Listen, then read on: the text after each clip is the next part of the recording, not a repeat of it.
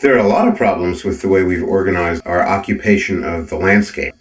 Some of them are logistical, social, even spiritual problems, and some of them are ecological and economic problems. Any way of life that's based on the use of non-renewable resources and based on the hyper-exploitation of renewable resources, so-called, any way of life that perceives the world around them as consisting of resources and not beings and communities to enter into these reciprocal relationships with, is going to destroy its land base. This culture has been destroying its land base for the last 6,000 years. That's not very smart on a finite planet. We're really fucked.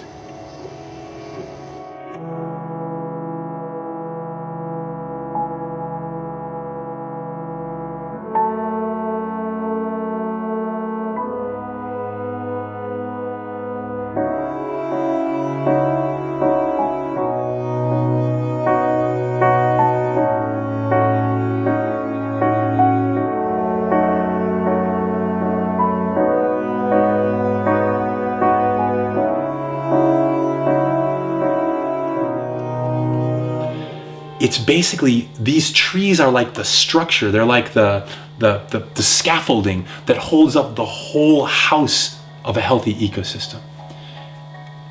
I can say it in words, you can watch it on TV. If you walk through a tree plantation, where almost all the trees are of the same age, almost all the trees are of the same species, they were planted there by humans, they were developed genetically to be what human beings wanted to have. And you see what grows there, you see what lives there, you see what it feels like. You walk out of that and you walk into an old-growth forest. That is exactly what used to be where that tree plantation was. It's like a line that runs sometimes, a line where they drew and they said, cut here, not there yet. You walk across that line and you're back on Earth.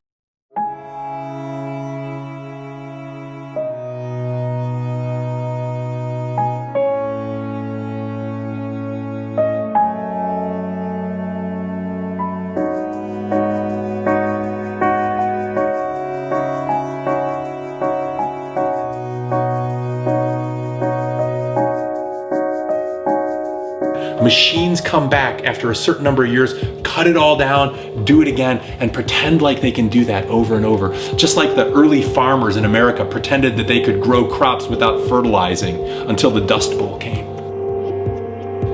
So we deplete the soil, we grow the tree farm, and all the species are gone. Sometimes they're gone in that they just shifted to another place in the forest, but sometimes they're gone forever. And that's extinction. And extinction is not death, it's the end of birth. It doesn't come back ever. When I started writing Ishmael, I knew that we were attacking the biological diversity of the planet, but I had no idea that we had already entered into a period of mass extinctions. It's estimated that as many as 200 species a day are becoming extinct. This is roughly 1,000 times the normal rate of extinction. There, of course, have been extinctions throughout the history of life on the planet, but this is what is meant by a mass extinction, like happened in the late Permian period when the dinosaurs disappeared.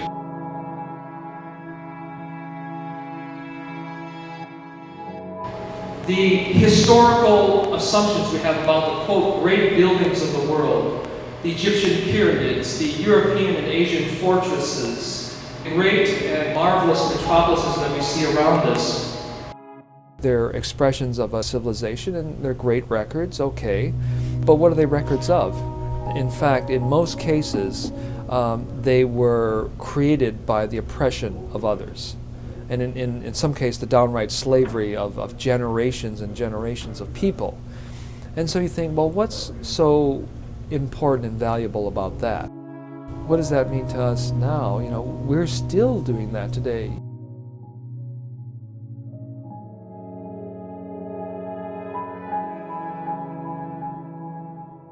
I think Buckminster Fuller summed it up pretty well with the idea of energy slaves, where we have, energy has become so cheap, and it does a lot of work for us. And if you were to convert the kind of the relationship between the amount of energy that each of us use in the city and this kind of way of living, if you were to compare that energy to the amount of human energy it would have taken in the form of slaves working for us, each one of us would have at our disposal something like 400 slaves. Now this was 1960 some odd when Fuller first calculated this. I would guess it's probably double or triple that by now. Like my guess is I'd probably got 1,000 energy slaves working for me, doing all this kind of work for me. That's absolutely not sustainable.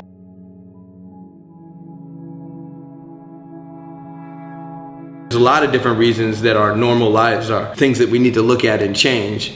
For example, our normal life is ecologically unsustainable. I mean, we are destroying the life support systems of the planet.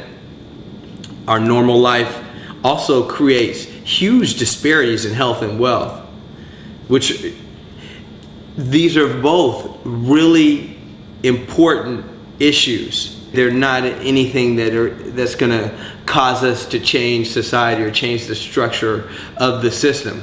Now, this whole normal life being underwritten by cheap and abundant fossil fuels, this concept right here, that could lead to change. Oil being a finite substance will come to some point where it actually hits a maximum level, then it goes into a declining. At that point where it starts to go into decline, we're gonna have to figure out how to make do with less. We don't know how to do that. A lot of people have very high hopes, you might even call them wishes, that technology is going to come to the rescue and solve these energy problems we have and actually allow us to continue running our stuff the way we're running it. No combination of alternative energy systems is going to allow us to run North America the way we've been used to running it, or even a substantial fraction of it. We're going to have to downscale and rescale and resize and right-size and reorganize all of these systems. When do we run out?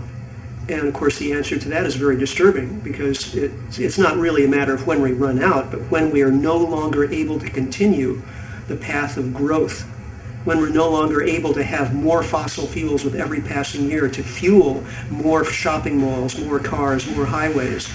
And that time is basically now. America's housing infrastructure is extremely vulnerable to the problem of peak oil. We've built millions of houses that have to be heated with fossil fuels. So how are we going to heat all of these houses?